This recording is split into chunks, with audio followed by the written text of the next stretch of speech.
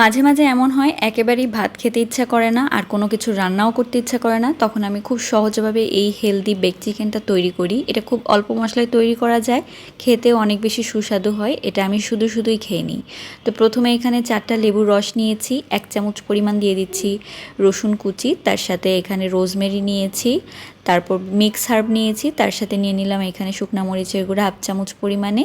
এখন দিয়ে দিচ্ছি স্বাদ মতো লবণ, একটু চিলি ফ্লেক্স দিয়ে দিচ্ছি, একটু মেল্টেড বাটার দিয়ে দিব, আর 1 টেবিল চামচের মতো এখানে দিয়ে দিচ্ছি আমি সয়াবিন তেল।